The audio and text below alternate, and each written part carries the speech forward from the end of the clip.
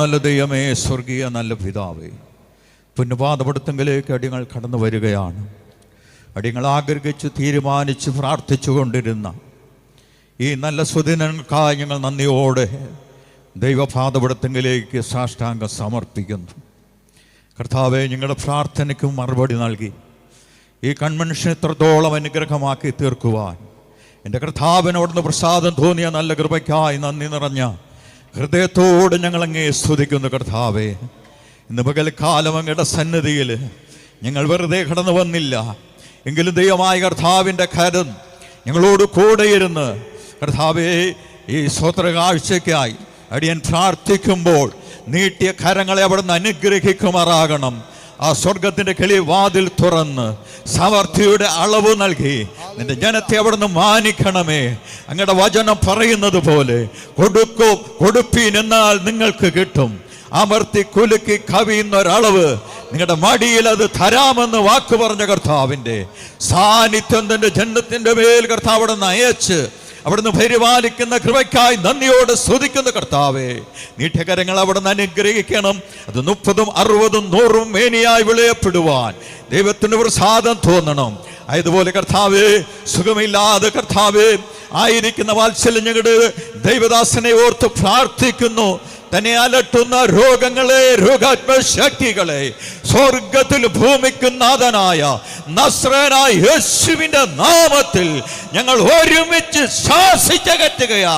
അങ്ങയുടെ ആണിപ്പഴുതുള്ള കരം തൊട്ട് കർത്താവേ, ശിരസ് മുതൽ പാദം വരെയും പാദം മുതൽ ശിരസ് വരെയും അപ്പന്റെ ആണിപ്പഴുതുള്ള കരം തൊട്ട് അവിടുന്ന് സൗഖ്യമാക്കണമെന്ന് ഞങ്ങൾ അവിടെ അപേക്ഷിക്കുന്നു.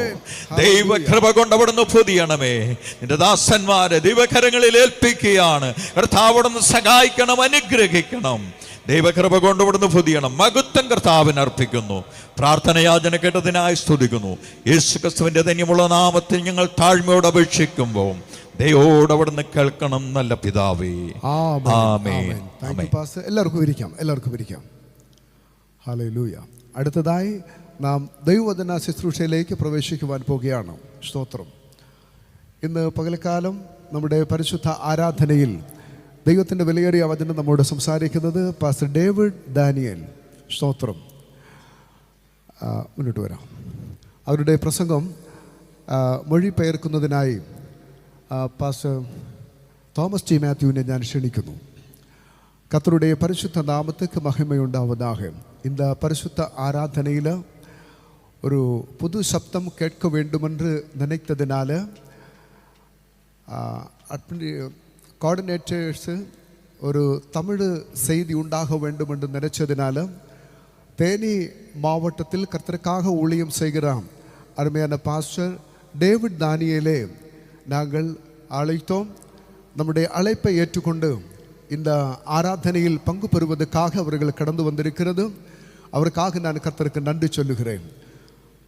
ഒരു കാര്യം മാത്രം ഞാൻ അവരെക്കുറിച്ച് നിങ്ങളോട് പറയുവാൻ ആഗ്രഹിക്കുകയാണ്. തേനി മാവട്ടത്തിൽ ചില സഭകൾ, പല ശുശ്രൂഷകന്മാർ നമ്മുടെ ഇന്ത്യ അപ്പോസ്തലിക് പെന്തക്കോസ്ത് സഭയോട് ഐക്യമായി നിൽക്കുന്നതിനായി കടന്നു വന്നു. അതിലൊരു ദൈവദാസനാണ് പാസ്റ്റർ ഡേവിഡ് ഡാനിയൽ. ചില മാസങ്ങൾക്ക് മുൻപ് ഞങ്ങൾ അദ്ദേഹത്തിൻ്റെ സഭയിൽ സന്ദർശിക്കുവാനായി കടന്നു ചെന്നു. സ്തോത്രം. ഞങ്ങളവിടെ കണ്ട ഒരു കാഴ്ച ഞങ്ങളെ അത്ഭുതപ്പെടുത്തി.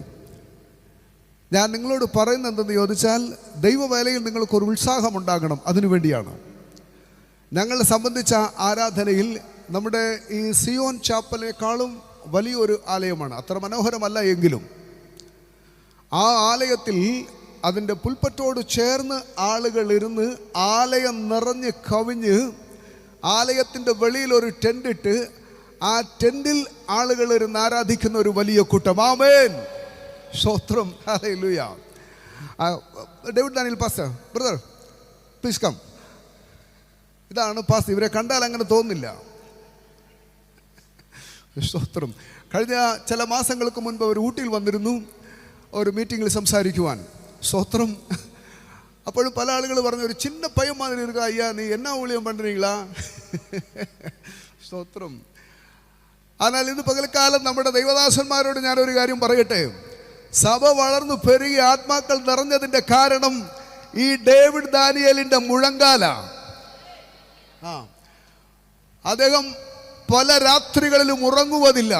അദ്ദേഹത്തിൻ്റെ സാക്ഷ്യം ഞാൻ ഒരിക്കൽ പറയാൻ പറഞ്ഞു. ഇപ്പം പറയുമല്ലോ എനിക്കറിയത്തില്ല, പറയണ്ട, ഞാനങ്ങ് പറയാം.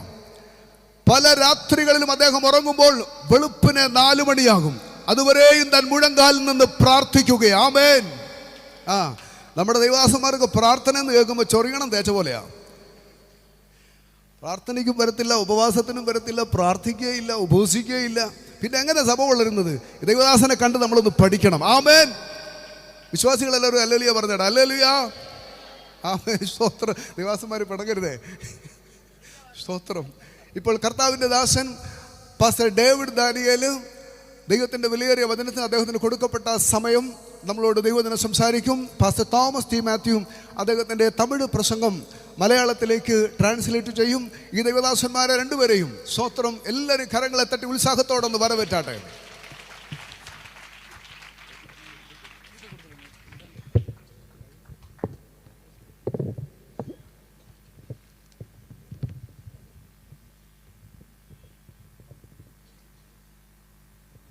Praise.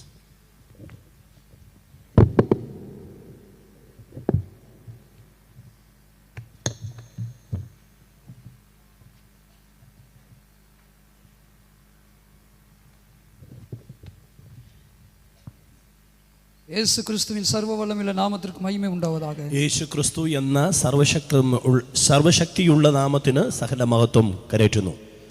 இந்த வேளையிலும் கூட நான் சிலருக்கு நன்றி சொல்ல கடமைப்பட்டிருக்கிறேன். ഈ പ്രത്യേക സമയത്ത് ഹൃദയത്തിന്റെ ഭാഷയിൽ ചിലർക്ക് നന്ദി പറയാൻ ആഗ്രഹിക്കുന്നു.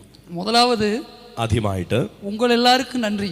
നിങ്ങൾ എല്ലാവർക്കുമാണ് നന്ദി പറയാൻ ആഗ്രഹിക്കുന്നത്. இவ்வளவு தூரம் பொறுமையா அமர்ந்து ഇത്രയും നേരം ക്ഷമയോടെ ഇരുന്നതിന്, தேவ மனிதர்கள் பகிர்ந்த சாட்சியை போற பொறுமையோடு கேட்டுக்கொண்டிருக்கிறதுக்காக ദൈവദാസന്മാർ പറഞ്ഞ സാക്ഷ്യങ്ങളെല്ലാം വളരെ ക്ഷമയോടെ ഇരുന്ന് കേട്ടതിന്, முக்கியமாக என்னை இங்கே அழைத்திருக்கிற, പ്രധാനമായി എന്നെ ഇവിടെ വിളിച്ച முக்கிய பொறுப்புகளில் இருக்கிற அருமையான பாஸ்டர் நோபுல், அருமையான பாஸ்டர் மோனிச்சன், அருமையான பாஸ்டர் சாபு அவர்களுக்கும் என்னுடைய வாழ்த்துதலையும் നന്ദികളെയും தெரிவித்துக் கொள்கிறேன். ബഹുമാന്യനായ നമ്മുടെ chairman pastor A J Noble അവർകൾ, അതേപോലെ തന്നെ general secretary pastor M J Shabu അവർകൾ, അതുപോലെ തന്നെ treasurer pastor M K Monichan അവർകളോടുള്ള പ്രത്യേകമായ നന്ദി കർത്താവിന്റെ നാമത്തിൽ അറിയിക്കുന്നു.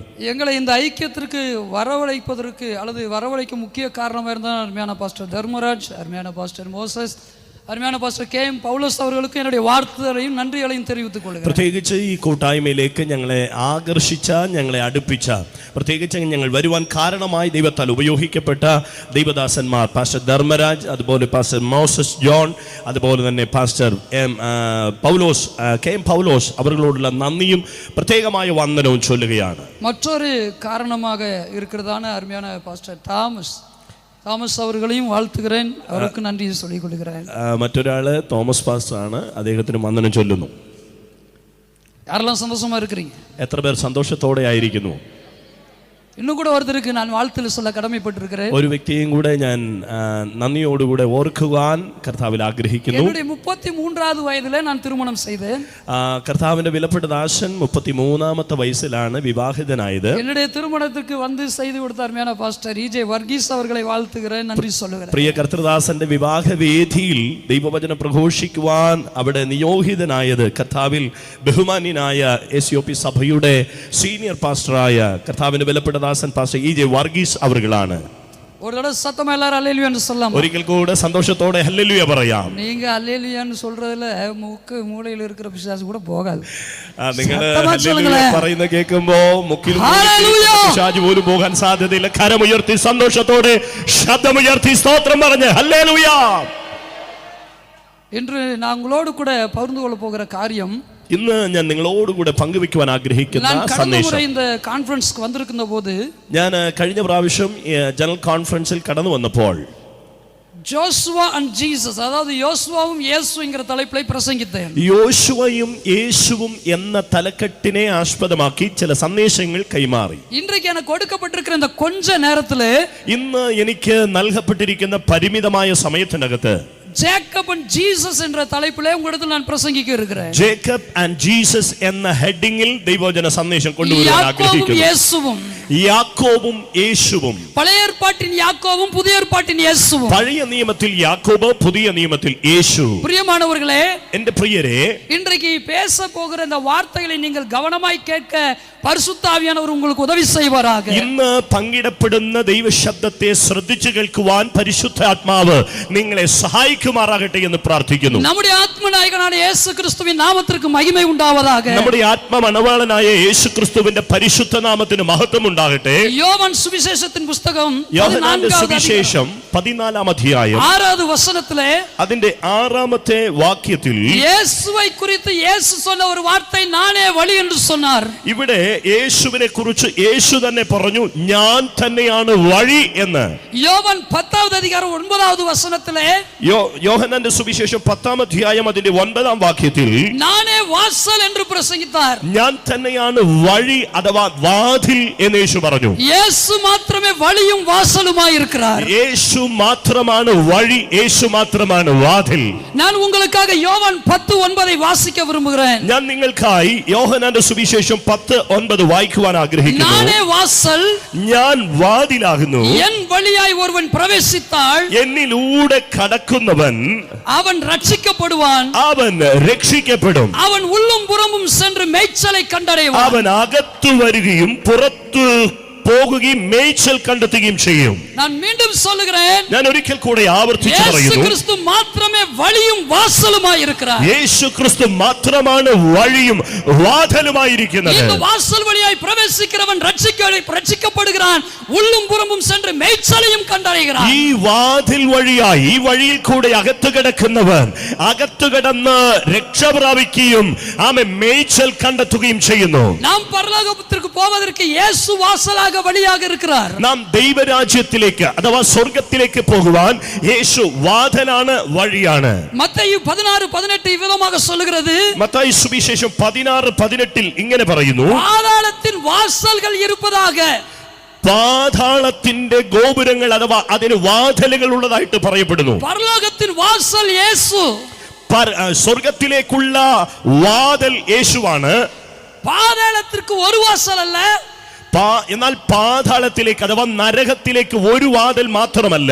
மத்தேயு 16:18 படி മത്തായി സുവിശേഷം 16:18 പറയുന്ന പ്രകാരം பாதாளத்தின் வாசல்கள் இருக்கிறது என்று நாம் அங்கே வாசிக்கிறோம். പാതാളത്തിൽ ഗോപുരങ്ങളുണ്ട്, അതിന് വാതിലുകളുമുണ്ട്. நம்முடைய பரலோகத்தின் வாசலாய் இருக்கிற இயேசுவை, പരലോക സ്വർഗത്തിലേക്ക് പോകുന്ന വഴിയായ യേശുവിനെ பாதாளத்தின் வாசல் என்று சொல்லப்படுகிற ஒரு 100ஆக இருக்கலாம், 1000ஆக இருக்கலாம், லட்சமாக இருக்கலாம், கோடியாக இருக்கலாம். பாதாளத்தின் வாசல்கள் எத்தனை இருந்தாலும் இந்த பரலோகத்தின் வாசலான இயேசுவை மேற்கொள்ளவே இயலாது. ഓ സ്തോത്രം. ഇവിടെ പറയുന്നു, ആ സ്വർഗത്തിലേക്ക് പോകാൻ ഏക വഴി മാത്രമേ ഉള്ളൂ. അത് മറ്റു വഴി മറ്റാരുമല്ല, ആ വഴി യേശു മാത്രമാണ്. എന്നാൽ പാതാളത്തിലേക്ക് പോകാൻ ഒത്തിരി വഴികളുണ്ട്. എന്നാൽ ഒത്തിരി വഴികളുണ്ട് എന്നുള്ളത് കൊണ്ട് ഏക വഴി മാത്രമേ ഉള്ളൂ സ്വർഗത്തിലേക്ക് പോകാൻ എന്നുള്ളത് കൊണ്ട് ആ ഒറ്റ വഴിയെ ഒരു നിലയിലും ബ്രേക്ക് ചെയ്യുവാൻ ഒരു പാതാളത്തിന്റെ ശക്തികൾക്ക് ഒരിക്കലും ആപത്തില്ല. ഇത് തിരിച്ചറിയുന്നവരുണ്ടെങ്കിൽ ദൈവത്തെ സ്തുതിക്കാം. യേശു എன்கிற இந்த வாசல் எப்படிப்பட்டவர்? യേശു എന്ന് പറയുന്ന ഈ വാതിലിന്റെ സവിശേഷതകൾ എന്താണ്? യേശു എன்கிற இந்த வாசல் എത്തന്മൈ ഉള്ളത്? യേശു എന്ന ഈ വാതിലിന് എന്തൊക്കെയാണ് ശ്രേഷ്ഠതകൾ ഉള്ളത്? ഇதை நாம் கொஞ்சம் விளங்கிக் கொள்ள வேண்டும் என்றால், ഇതിനെ അല്പം നമ്മൾ ഗ്രഹിക്കണം എങ്കിൽ மீண்டும் நாம் கொஞ்சம் பழைய ஏற்பாட்டிற்கு போக வேண்டும். ഒരു അല്പദൂരം സഞ്ചരിച്ച് വിശുദ്ധ പഴയ നിയമത്തിലേക്ക് ഒന്ന് പ്രയാണിക്കേണ്ടിയിരിക്കുന്നു. യാത്രാവും 12:7 വിധமாக சொல்லுகிறது. പുറപ്പാട് പുസ്തകം 12:7 ഇങ്ങനെ പറയുന്നു, அங்கே தேவன் மோசே மூலமாக ஒரு கட்டளையை கொடுக்கிறார். അവിടെ ദൈവം മോശ മുഖാന്തരം ഒരു കൽപ്പന കൊടുക്കുന്നു. ஒவ்வொரு மனிதனுடைய வீட்டு நிலைக்கால்களிலே, ഓരോ മനുഷ്യന്റെയും ഭവനത്തിന്റെ ആ കട്ടള വാതിൽക്കൽ ஆட்டுக்குட்டியினுடைய இரத்தம் பூசப்பட வேண்டும். കുഞ്ഞാടിന്റെ രക്തം അടയാളമായി തെളിക്കപ്പെട്ടിരിക്കണം. அப்படி இரத்தம் பூசப்பட்ட வாசலுக்குள்ளாக, അങ്ങനെ രക്തമടയാളമായി പൂശപ്പെട്ടിരിക്കുന്ന വാതിൽക്കൽ കൂടെ எந்த சத்ருவுக்கும் சாத்தானுக்கும் எதிரிக்கும் அங்கே இடமே இல்லை. യാതൊരു പ്രതിയോഗിക്കും ഒരു സംഹാരകനും യാതൊരു ശത്രുവിൻ പ്രവേശിക്കാൻ അനുമതിയില്ല. நம்முடைய வாசல் இயேசு என்றால் നമ്മുടെ ജീവിതത്തിന്റെ വാതിൽ യേശുവാണ് എങ്കിൽ ஏன் இன்றைக்கு நம்மை சாத்தானால் தொட முடியவில்லை? ഓ എന്തുകൊണ്ട് നമ്മുടെ ജീവിതത്തെ പിശാചിന് തൊടുവാൻ പോലും കഴിയുന്നില്ല? ஒரு காலத்தில் வியாதியிலும் பிசாசிலும் வேதனைப்பட்டு கிடந்தோம். ഒരു കാലഘട്ടങ്ങളിൽ രോഗമെന്നും ദുഃഖമെന്നും ഭൂതമെന്നും എന്നൊക്കെ ഓർത്ത് ഭാരപ്പെട്ടുകൊണ്ടിരുന്ന നമ്മളായിരുന്നവരാണ്. இன்று இயேசு நம்முடைய வாசலாய் இருக்கிறபடியால், എന്നാൽ ഇന്ന് യേശു നമ്മുടെ വാതിലായി മാറിയതുകൊണ്ട് ஏன் அந்த பழைய பிசாசு, பழைய வியாதி, பழைய பாவம் நம்மிடத்தில் பேலன்ஸ் செய்ய இயலவில்லை? ഓ സ്തോത്രം, നമ്മൾ ആയിരുന്ന പണ്ടത്തെ പാപങ്ങൾ ശാപങ്ങൾ ഇപ്പോൾ എന്തുകൊണ്ട് നമ്മെ ബാധിക്കുന്നില്ല? ஏனென்றால் இயேசு வெறும் வாசல் அல்ல, ரத்தம் பூசப்பட்ட வாசலாக, கல்வாரி சிலுவையிலே ரத்தம் சிந்தின வாசலாக உங்களுக்காகவும் எனக்காகவும் அடையாளமாய் நின்று கொண்டிருக்கிறார். എന്തുകൊണ്ടെന്നാൽ അതിന് ഒറ്റ മറുപടിയേ ഉള്ളൂ. ആമേൻ. നമ്മുടെ വാതിൽ എന്ന് പറയുന്നത് ആമേൻ സാധാരണ വാതിലല്ല, രക്തമടയാളമായി തെളിക്കപ്പെട്ട മുദ്രയിടപ്പെട്ട വാതിലാണ്. അത് യേശുവാണ് ആ വാതിൽ. അതുകൊണ്ട് യേശു ഉള്ളിടത്തോളം ഒരു പാതാള ശക്തിക്ക് നമ്മെ ഒന്നും ചെയ്യാൻ കഴിയില്ല. ரத்தம் பூசப்பட்ட வாசலுக்குள்ளாக நீங்கள் இருப்பீர்கள் என்றால், ഈ രക്തമടയാളമായി പൂശപ്പെട്ട ആ വാതിൽ ഉൾക്കൊള്ളുന്ന ഭവനത്തിനകത്ത് നിങ്ങളായിരിക്കുമെങ്കിൽ எந்த சங்கார தூதனும் உள்ளே பிரவேசிப்பதில்லை. ഒരു സംഹാരകനും അകത്ത് കിടക്കുവാൻ നിന്നെ ദോഷം വരുത്തുവാൻ സാധിക്കത്തില്ല. பயப்படுகிற சகோதரனே, சகோதரியே, ഇന്ന് പകൽ ഭയപ്പെടുന്ന പ്രിയ സഹോദരനെ, സഹോദരിയെ, எதையாவது குறித்து பயப்பட்டு கொண்டிருக்கிற ஊழியனே, ஊழியக்காரரே, ഏതെങ്കിലും വിഷയത്തിനകത്ത് ഭയത്തോടെ ആയിരിക്കുന്ന കർത്താവിന്റെ ദാസനെ, ദാസിയെ, நீங்கள் பயப்பட வேண்டியதில்லை. നിങ്ങൾ ഭയപ്പെടേണ്ടതിന്റെ ആവശ്യമില്ല. ஏனென்றால் உங்களுடைய வாசல் சாதாரணமான வாசல் அல்ல, കൽവാരി സിലുവയിലെ രക്തം സിന്ദിന വാസൽ. എന്തുകൊണ്ടെന്നാൽ നിങ്ങളായിരിക്കുന്ന ആ ഇടത്തിന്റെ പ്രഥമ ആമേ വാതിൽ എന്ന് പറയുന്നത് രക്തമടയാളമായി തെളിക്കപ്പെട്ട യേശു എന്ന വാതിലായതുകൊണ്ട് നിങ്ങൾ സുരക്ഷിതരാണ്. எந்த வாசலுக்குள்ளும் சாத்தான் ஈஸியாக நுழைந்து விடுவான். ഏത് ലോകൈക വാതിലിൽ കൂടെയും ശത്രുവിന് കടക്കാൻ വളരെ എളുപ്പമാണ്. எவ்வளவு பெரிய இரும்பு கேட்டாலும் பிசாசுக்கு ஒரு மேட்டர் இல்ல. ഓ ഈ ഉലകത്തിലെ എത്ര വലിയ ഇരുമ്പ് ഗേറ്റുകളും പിശാചിനൊരു വിഷയമേ അല്ല. ஆனால் இயேசு கிறிஸ்து என்கிற கல்வாரி சிலுவையிலே ரத்தம் சிந்தின அந்த வாசலுக்குள்ளாக அவன் அருகாமையில் கூட வர இயலாது. എന്നാൽ യേശു ക്രിസ്തു എന്ന ക്രൂശിൽ ചൊരിയപ്പെട്ട രക്തമടയാളമായി പൂശപ്പെട്ട വാതിലിന്റെ അകത്ത് പിശാചിന് ഏഴായി വെക്കുമ്പോൾ അവൻ കടന്നു വരാൻ കഴിയില്ല. എന്തുകൊണ്ടെന്നാൽ ആ വാതിലിനോട് അത്ര ഭയമാണ് പിശാചിന്. இந்த வாசலை சொந்தமாய் கொண்டிருக்கிற நீங்கள் நானும் எத்தனை பாக்கியசாலிகளாக. ഈ വാതിലിനെ സായുധമാക്കിയിരിക്കുന്ന നിങ്ങളും ഞാനും എത്ര ശ്രേഷ്ഠന്മാരാണ്, ഭാഗ്യവാന്മാരാണ്. நான் ஒரு காரியத்தை உங்களோடு சொல்ல விரும்புகிறேன். ഞാനൊരു കാര്യത്തെ നിങ്ങളോട് സവിസ്തരം പ്രസ്താവിക്കാൻ ആഗ്രഹിക്കുന്നു. பழைய ஏற்பாட்டின் யாக்கோபை நாம் கொஞ்சம் கவனிப்போம் என்றால், പഴയ നിയമത്തിൽ യാക്കോബിലേക്ക് നമ്മൾ ശ്രദ്ധിച്ചാൽ ஆதியாகமத்தின் புத்தகம் 28வது அதிகாரத்திலே ഉൽപ്പത്തി പുസ്തകം 28-ാം അധ്യായത്തിൽ 11, 12, 13 വചനங்களை நீங்கள் வாசிக்கும் போது 11, 12, 13 വാക്യങ്ങൾ വായിക്കുമ്പോൾ யாக்கோபு பிரயாணப்பட்டு கொண்டிருக்கிறான். യാക്കോബ് ഒരു പ്രയാണത്തിൽ ഏർപ്പെട്ടിരിക്കുകയാണ്. பொழுது சாய்கிற போது ஒரு இடத்துல தலையணையாக கல்லை வைத்துக் கொண்டு தூங்கிக் கொண்டிருக்கிறான். എന്നാൽ ഒരു പ്രത്യേക സ്ഥലത്ത് എത്തിയപ്പോൾ സൂര്യൻ അസ്തമിച്ച ഒരു കല്ല് തലയണയായി വെച്ച് ഉറങ്ങാൻ ശ്രമിക്കുന്നു. அந்த நேரத்திலே ആ പ്രത്യേക സമയത്ത് அவனுடைய சொப்பனத்தில் അവന്റെ സ്വപ്നത്തിൽ ஒரு ஏணி வானத்திற்கும் பூமிக்குமாக வைக்கப்பட்டிருந்தது. ഒരു ഗോവണി സ്വർഗത്തോളം എത്തുന്ന നിലയിൽ വയ്ക്കപ്പെട്ടിരിക്കുകയാണ്. அந்த ஏணியினுடைய மேல் பகுதியில், அதாவது உச்சியிலே தேவன் நின்று கொண்டு அவனோடு பேசிக் கொண்டிருந்தார். ആ ഗോവണിയുടെ ഏറ്റവും ഉന്നതമായ ഉയർന്ന ഇടത്ത് ദൈവം നിന്നുകൊണ്ട് യാക്കോബിനോട് സ്വപ്നത്തിൽ ദൈവം സംസാരിക്കുക. இந்த ஏணியிலே தேவதூதர்கள் ஏறுகிறவர்களாகவும் இறங்குகிறவர்களாகவும் இருந்தார்கள். അതേ സമയം തന്നെ ദൈവദൂതന്മാർ ഈ ഗോവണിയിൽ കൂടെ കയറുകയും ഇറങ്ങുകയും ചെയ്തുകൊണ്ടിരുന്നു.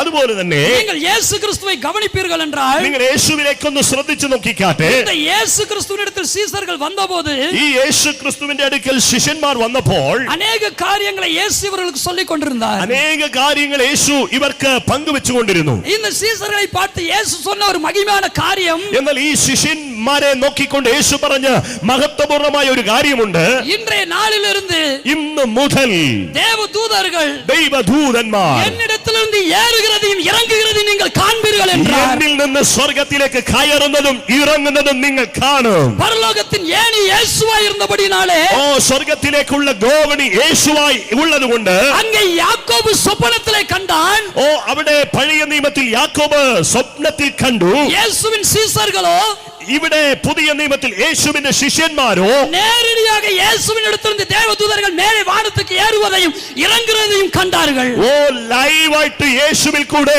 ദൂതന്മാർ സ്വർഗ്ഗത്തിലേക്ക് കയറുന്നതും ഇറങ്ങുന്നതും അവർക്ക് കാണുവാൻ കഴിഞ്ഞു.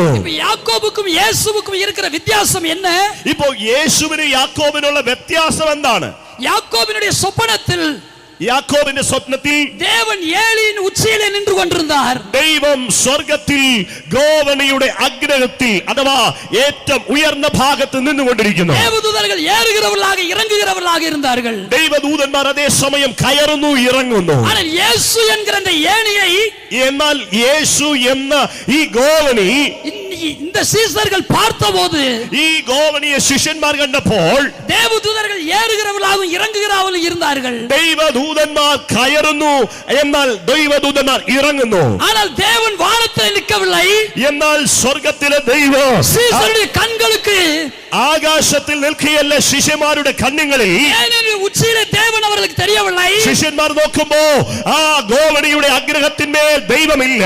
யாக்கோபு கண்ட அதே ஏணியை போல இவர்கள் பார்த்து கொண்டிருக்கிறார்கள். ഇപ്പോ യാക്കോബ് കണ്ട അതേ ഗോവണിയെ ഇവർ ശ്രദ്ധിച്ചു കൊണ്ടിരിക്കുന്നു. அங்கே தேவதூதர்கள் ஏறி இறங்கினது போல இங்கேயும் தேவதூதர்கள் ஏறி இறங்கி கொண்டிருக்கிறார்கள். അവിടെ ദൈവദൂതന്മാർ കയറി ഇറങ്ങിയതുപോലെ ദൈവദൂതന്മാർ ഇവിടെ കയറി ഇറങ്ങുന്നുണ്ട്. இப்பொழுது தேவன் வானத்தில் அல்ல, வானாதி வானங்களும் கொள்ளக்கூடாத தேவாதி தேவனான இயேசு இப்ப பூமியிலே நின்று கொண்டு அவர்களோடு சம்பாஷிக்கிறவராக இருக்கிறார். ദൈവം അഗ്രഭാഗത്ത് നിൽക്കുകയല്ല ചെയ്തത്. ആമേൻ സ്വർഗ്ഗത്തിലും സ്വർഗ്ഗാദി സ്വർഗ്ഗത്തിലും ആമേൻ കൊള്ളാത്തവൻ, അവിടെ ആമേൻ നിറഞ്ഞു നിൽക്കുന്നവൻ, അവിടെ ഒന്നും ആമേൻ പിടിച്ചു കെട്ടുവാൻ കഴിയാത്തവൻ ഇപ്പൊ തങ്ങളുടെ മുൻപിൽ ദൈവമായി നിൽക്കുകയാണ്. தேவதூதர்கள் நீங்கள் ஏறுகிறதையும் இறங்குகிறதையும் இது முதல் காண்பீர்கள் என்று யோவான் புத்தகத்திலே இயேசு சொன்னாரே.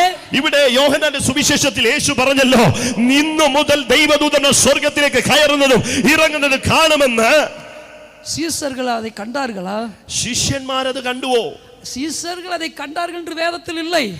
ശിഷ്യന്മാർ അത് പ്രത്യക്ഷമായി കണ്ടെന്ന് ബൈബിളിൽ പറയപ്പെട്ടിട്ടില്ല. இதே யோவான் புத்தகம் கடைசி அதிகாரத்திற்கு நீங்கள் போனால், എന്നാ യോഹന്നാന്റെ സുവിശേഷത്തിന്റെ ഒടുവിലത്തെ ഭാഗത്തിലേക്ക് നിങ്ങൾ போயால் இதை காட்டிலும் அநேக காரியங்களை இயேசு செய்து கொண்டிருந்தார். அவைகள் எல்லாம் எழுதினால் உலகம் கொள்ளக்கூடாது போய்விடும். ഓ സ്തോത്രം. യേശുവിൽ കൂടെ ഒരുപാട് അത്ഭുതങ്ങൾ അടയാളങ്ങൾ പ്രവർത്തിക്കപ്പെടുന്നത് ശിഷ്യന്മാർ കണ്ടു. അതെല്ലാം ബൈബിളിൽ ഉൾക്കൊള്ളിക്കാൻ ശ്രമിച്ചാൽ ബൈബിളിന്റെ വലിപ്പം ഇത്രയും കൊണ്ട് പര്യവസാനിക്കത്തില്ല. അതുകൊണ്ട് പലതും ഒഴിവാക്കപ്പെട്ടിരിക്കുകയാണ്. ஒன்றை புரிந்து கொள்ளுங்கள். എന്നാൽ ഒരു കാര്യം നിങ്ങൾ മനസ്സിലാക്കുക. பழைய ஏற்பாட்டிலே പഴയ നിയമത്തിൽ യാക്കോബ് എன்கிறவൻ ഏസാവോട് പിറന്ന അടട്ടിവിൻ രട്ടയர்கள். യാക്കോബ് എന്ന മനുഷ്യൻ ഏശാവിനോടുകൂടെ ജനിച്ച രട്ട സഹോദരന്മാരാ, ഇരട്ട സഹോദരന്മാരാ. അവനുடைய സ്വപ്നത്തിലെ ഏണിயை കണ്ടാൻ. ഇവിടെ അവന്റെ സ്വപ്നത്തിലാണ് ഒരു ഗോവണി കണ്ടത് യാക്കോബിന്റെ. യേശു എന്നാൽ യേശു இந்த பூமியில் இருக்கும்போது, ഈ ഭൂമിയിൽ ഇരിക്കുമ്പോൾ நானே வாசல் என்று யாரிடத்தில் சொன்னார் என்றால், ഞാൻ തന്നെയാണ് വാതിൽ എന്ന് ആരോടാ പറഞ്ഞെന്നറിയാമോ? തോമാ കേൾവി കേട്ടപ്പോൾ അവനിടത്തിൽ சொன்னார். തോമസ് അവനോട് ചോദ്യം ചോദിച്ചപ്പോൾ അവനോടാ പറഞ്ഞത്. തോമാ എன்கிற வார்த்தையின் பொருள் இரட்டையர்கள் என்பது. തോമസ് എന്ന വാക്കിന്റെ അർത്ഥം എന്താണെന്നറിയാമോ? ഇരട്ടന്മാർ അല്ലെങ്കിൽ ഇരട്ട സഹോദരന്മാർ. அங்கே இரட்டை சகோதரர்களில் ஒருவன் யாக்கோபு அந்த ஏணியை தரிசித்தான். ഓ ഇവിടെ പഴയ നിയമത്തിൽ രണ്ട് സഹോദരന്മാരിൽ ഒരാളായി യാക്കോബ് ഗോവണി ദർശനത്തിൽ കണ്ടു. இந்த புதிய ஏற்பாட்டிலே இரட்டையர்கள் என்று பெயர் பெற்றிருக்கிற தோமா இயேசுவை மெய்யான வாசலாக, அந்த வாசலிலே பூமியிலே நிற்கிற தேவனாக കണ്ടുകൊണ്ടാൻ. എന്നാൽ പുതിയ നിയമത്തിൽ രണ്ട് സഹോദരന്മാർ എന്ന അർത്ഥമുള്ള തോമസ് എന്ന പേരുള്ള വ്യക്തി ഇത് യേശുവിങ്കൽ നിന്ന് പ്രാപിക്കാൻ ഇടവന്നു. Hallelujah, hallelujah. പ്രിയമാനവர்களே, പ്രിയമുള്ളവരെ, യാക്കോബിനുடைய പ്രയാണത്തിലെ, യാക്കോബിന്റെ പ്രയാണത്തിൽ യാത്രയിൽ இந்த தரிசனத்தை கண்ட பின்பு ഈ ദർശനം കണ്ടതിനു ശേഷം அவன் கண் விழித்து எழுந்து അവൻ കണ്ണു തുറന്ന് എഴുന്നേറ്റു. கர்த்தாவே உமக்கு ஸ்தோத்திரம் ஸ்தோத்திரம்ட்டு அவன் பிரயாணத்தை தொடரவில்லை. കർത്താവേ അങ്ങേക്ക് സ്തോത്രം സ്തോത്രം എന്ന് പറഞ്ഞിട്ട് നോർമലി അവൻ യാത്ര തുടർന്നില്ല. இது சாதாரண இடம்ல, இது வானத்தின் வாசல் என்று சொன்னான். അവൻ പറഞ്ഞൊരു വാക്കുണ്ട്, ഇത് സാധാരണ ഒരു ഇടമല്ല, സ്വർഗത്തിലേക്കുള്ള വാതിലാണ്. அதை சொன்ன பின்பு தேவனிடத்தில் ஜெபித்து விட்டு செல்கிறான். ഇത് പറക മാത്രമല്ല, ദൈവസന്നിധിയിൽ പ്രാർത്ഥിച്ചിട്ടാണ് പിന്നെ യാത്ര തുടരുന്നത്. இன்றைக்கு தரிசனங்களை காண்கிறவர்கள் ஒன்றை புரிந்து கொள்ளுங்கள். நீங்கள் கண்களை மூடினால் தரிசனம் கிடைக்கலாம், சொப்பனங்கள் கிடைக்கலாம். ஆனால் ஜெபம் பண்ணுவதை நீங்கள் விட்டுவிட்டால் உங்களிடத்தில் இருக்கிற தரிசனங்களும் சொப்பனம் கூட விலகி போகக்கூடும். ഓ, ഇന്ന് പകൽ ആമേൻ ദർശനങ്ങൾ കണ്ണടച്ചാൽ കാണുന്നവർ ഒട്ടനവധി പേര് ഉണ്ടാവാം. എന്നാൽ ഇന്ന് പകൽ ഞാൻ നിങ്ങളോട് പറയുന്നു, നിങ്ങൾ സാധാരണ സ്വപ്നം മാത്രം കണ്ടു നടക്കുന്നവരെ ഇരിക്കരുത്. ആമേൻ. അതിനെ തുടർന്ന് യാക്കോബിനെ പോലെ പ്രാർത്ഥിക്കുന്നവരായിരിക്കണം. അങ്ങനെ പ്രാർത്ഥനയോടുകൂടിയുള്ള ചലനമാണ് നിങ്ങൾ ദൈവം പ്രതീക്ഷിക്കുന്നത്. இன்றைக்கு ஜெபம் என்றால் அநேகருக்கு ஒரு போரிங்கான விஷயமாக இருக்கிறது. എന്നാൽ ഇന്നത്തെ കാലഘട്ടങ്ങളിൽ പ്രാർത്ഥന എന്നത് ജനത്തിന്റെ ഇടയിൽ ഒരു ബോറടിപ്പിക്കുന്ന ഒരു അനുഭവമായി കാണപ്പെടുകയാണ്. ஜெபம் என்றால் ஒரு சாதாரணமான விஷயமாக தெரிகிறது நிறைய பேருக்கு. പ്രാർത്ഥന എന്നതിനെ പലരും ധരിച്ചിരിക്കുന്നത് ഒരു സാധാരണ കാര്യമായിട്ടാ. நாம் சாதாரணமானவர்கள். എന്നാൽ ഒരു വസ്തുത പറയാം, നാം ഓരോരുത്തരും സാധാരണക്കാരാണ്. ஆனால் நாம் ஜெபிக்கிற ஜெபம் சாதாரணமானது கிடையாது. എന്നാൽ നമ്മിൽ കൂടെ വെളിപ്പെടേണ്ടുന്ന പ്രാർത്ഥന സാധാരണ ഗതിയിലുള്ളതായിരിക്കാൻ പാടില്ല. Prayer is not ordinary. നമ്മുടെ ജീവിതത്തിലെ പ്രാർത്ഥന എന്ന് പറയുന്നത് ഒരു സാധാരണ നിലയിൽ നിൽക്കേണ്ടുന്ന ഒന്നല്ല. Prayer brings victory and what you ask. ഓ, ദൈവം പ്രാർത്ഥനയിൽ കൂടെ നമ്മിലേക്ക് പകരപ്പെടുന്ന ആ അനുഭവം എന്താണ് നമ്മോട് പറയുന്നതെന്ന് അറിയാമോ? Prayer gives you peace of mind. ദൈവം പ്രാർത്ഥനയിൽ കൂടെ സമാധാനമുള്ള മാനസികാവസ്ഥ നമ്മിലേക്ക് കൈമാറുകയാണ്. Prayer heals disease. Prayer ജപം വ്യാധികളെ സുഖമാക്കുகிறது. പ്രാർത്ഥന എന്നത് ആമേൻ രോഗികൾക്ക് സൗഖ്യം കൊടുക്കുന്നു, രോഗങ്ങളെ അകറ്റിക്കളയുന്നു. ജപം പിശാചുകളെ തുരത്തുகிறது. പ്രാർത്ഥന ഭൂതങ്ങളെ പുറത്താക്കുന്നു. Prayer shuts the mouth of lions. ഓ, സിംഹങ്ങളുടെ വാ പോലും പ്രാർത്ഥനയുടെ ശക്തിയാൽ അടഞ്ഞു പോകുന്നു. Prayer moves mountains. ജപം മലകളെ അസൈക്കുന്നത്. ഓ, പ്രാർത്ഥന പർവ്വതങ്ങളെ പോലും പിടിച്ചു കുലുക്കുന്നു, ചലിപ്പിക്കുന്നു. ജപം രാജാക്കളുടെ ഹൃദയത്തെ അസൈക്കുന്നത്. ഓ, പ്രാർത്ഥന രാജാക്കന്മാരുടെ ഹൃദയത്തെ വരെ ചലിപ്പിക്കുന്ന സാധാരണമായി. ജപം രാജ്യങ്ങളെ അസൈക്കുന്നത്. പ്രാർത്ഥന രാജ്യങ്ങളെ കീഴുകളാവർപ്പിക്കുന്നു. ജപം സിംഹാസനങ്ങളെ അസൈക്കുന്നത്. പ്രാർത്ഥന സിംഹാസനങ്ങളെ പോലും ചലിപ്പിക്കുന്നു. ജപം കിരീടങ്ങളെ മാറ്റുகிறது. ഓ, പ്രാർത്ഥന കിരീടങ്ങളെ പോലും മാറ്റിമറിക്കുന്നു. Prayer transforms your ministry. ജപം ഉങ്ങളുടെ ഊഴിയങ്ങളെ മറുരൂപപ്പെടുത്തുகிறது. ഓ, പ്രാർത്ഥന നിങ്ങളുടെ ജീവിതത്തെ മിനിസ്ട്രിയെ പോലും രൂപാന്തരപ്പെടുത്തുന്ന ഒന്നായി പരിണമിക്കുകയാണ്. ജപத்துக்கு എത്ര വല്ലമകൾ ഉണ്ടെന്ന് உங்களுக்கு தெரியுமா? ഓ, നിങ്ങൾക്കറിയാമോ പ്രാർത്ഥനയ്ക്ക് എത്ര ശക്തിയുണ്ടെന്ന്? ജപത്തിற்கு അനേക വല്ലമകൾ ഉണ്ട്. പ്രാർത്ഥനയ്ക്ക് ഒരുപാട് ശക്തികളുണ്ട്. ஆனால் ஒரு வல்லமை உங்களுக்கு நான் பேசிவிட்டு எனக்கு நேரம் குறைவாக இருக்கிறபடியால் நான் முடிக்க போகிறேன். എന്നാൽ സമയപരിധി കൊണ്ട് ഒറ്റ കാര്യം മാത്രം പ്രാർത്ഥനയുടെ ശക്തിയെ കുറിച്ച് പരാമർശിച്ചിട്ടിരിക്കുവാൻ ആഗ്രഹിക്കുന്നു. இவ்வளவு நேரம் நீங்கள் ஜெபத்தை குறித்து கேட்டீர்கள். ഇത്ര നേരം നിങ്ങൾ പ്രാർത്ഥനയെ കുറിച്ച് ശ്രമിച്ചുകൊണ്ടിരുന്നു. ഒരു മുറയാകിലും இந்த ஜெபத்தினுடைய வல்லமையை பெறாத ஒரு நபர் கூட இங்கே இருக்க மாட்டீர்கள். ഓ, എനിക്കറിയാം നിങ്ങൾ ഓരോരുത്തരും പ്രാർത്ഥനയുടെ ശക്തിയെ തിരിച്ചറിഞ്ഞവരാണ്. അങ്ങനെ അനുഭവിക്കാത്തവരെ ഇവിടെ ആരും തന്നെ ഇല്ല. There is an uniqueness to prayer. ജപത്തിற்கு ഒരു തനിത്വം ഉണ്ട്. ഓ, പ്രാർത്ഥനയ്ക്ക് എന്ന് പറഞ്ഞാൽ ഒരു പ്രാതിനിധ്യം അഥവാ അതിൻ്റെതായിരിക്കുന്ന വ്യക്തമായിരിക്കുന്ന ഒരു നിലപാടുണ്ട്. ജപത്തിற்கு ഒരു സിറപ്പംശം ഉണ്ട്. പ്രാർത്ഥനയ്ക്ക് ഒരു പ്രത്യേകതയുണ്ട്, അത് മേൽത്തരമായ അനുഭവമുണ്ട്. അത് என்னன்னு உங்களுக்கு தெரியுமா? അതെന്തെന്ന് നിങ്ങൾക്കറിയാമോ? നിങ്ങളും ഞാനും ഒരു മുறை கூட പരലോകത്തിற்கு പോனதில்லை. ഒരു പ്രാവശ്യം കൂടെ സ്വർഗ്ഗത്തിലേക്ക് ലൈവായിട്ട് പോയിട്ടില്ല. நீங்களும் நானும் ஒரு முறை கூட பரலோக வாசலை கடந்ததில்லை.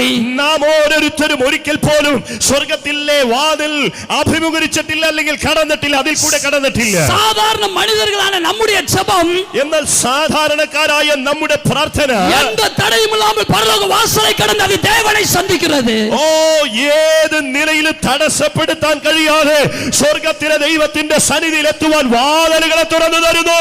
நாம் ஜெபிக்கிற ஒவ்வொரு ஜெபங்களும், നാം പ്രാർത്ഥിക്കുന്ന ഓരോ പ്രാർത്ഥനകളും അനുദിനവും പരലോകത്തിൻ വാസலை கடந்து தேவனுடைய സിംഹാസനത്തെ അടയുகிறது. ഓ, നമ്മൾ ദൈവസന്നിധിയിൽ അർപ്പിക്കുന്ന പ്രാർത്ഥനകൾ ദൈവത്തിന്റെ സന്നിധിയിലേക്ക് ചെല്ലുവാൻ വാതിലുകളെ തുറന്ന് ദൈവ സന്നിധിയിൽ അത് എത്തുന്നു. அதனால தான் நான் உங்களுக்கு மீண்டும் ஞாபகப்படுத்துகிறேன். അതുകൊണ്ടാണ് ഞാൻ വീണ്ടും ഈ കാര്യം നിങ്ങളെ ഓർമ്മപ്പെടുത്തുന്നത്. நீங்களும் நானும் சாதாரணமானவர்கள். ഞാനും നിങ്ങളും സാധാരണക്കാരാണ്. ஆனால் நம்முடைய ஜெபம் சாதாரணமானதல்ல. നമ്മുടെ പ്രാർത്ഥന ഒരിക്കലും സാധാരണമായ ഒന്നല്ല. ഓ, നമ്മുടെ പ്രാർത്ഥന ഒരു പരിധിക്കകത്ത് ഒതുങ്ങുന്ന ഒന്നല്ല. നാം സാധാരണമാനവர்கள். ഓ, നാം സാധാരണക്കാരാണ്. ஆனால் நம்முடைய ஜெபம் சாதாரணமானதல்ல. എന്നാൽ നമ്മുടെ പ്രാർത്ഥന ഒരിക്കലും ഒരു കാരണവശാലും സാധാരണ ഒന്നല്ല.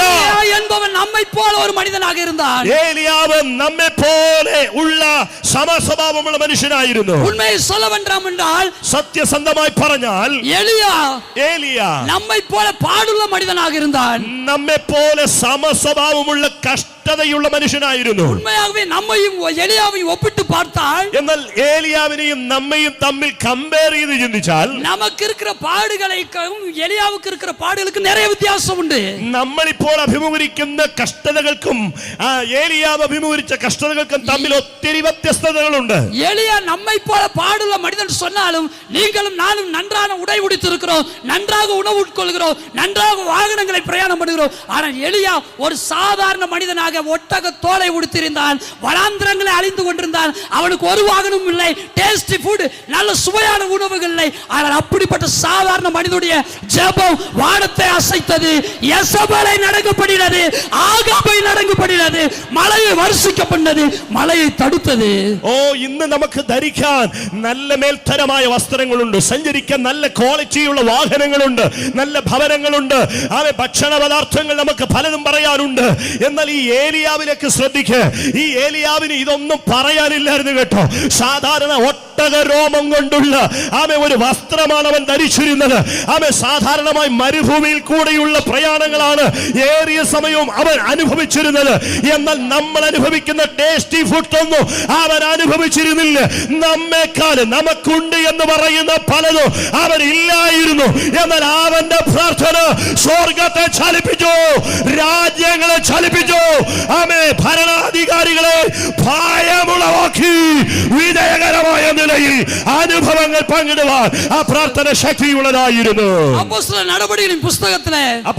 നടപടികളുടെ പുസ്തകത്തിൽ ഇവിടെ ജന്മനാ മുടന്തനായിരിക്കുന്ന ഒരു മനുഷ്യൻ, അവൻ എഴുந்து കുതിத்து നടക്കുന്ന அளவுக்கு ഒരു അത്ഭുതത്തെ പെട്ടാൻ, സുഖത്തെ പെട്ടാൻ. ഇവൻ എഴുന്നേറ്റ് തുള്ളിയും ചാടിയും കൊണ്ട് ദൈവത്തെ മഹത്വപ്പെടുത്തുന്ന വിധത്തിൽ ഒരു അത്ഭുതകരമായ സൗഖ്യം പ്രാപിച്ചു.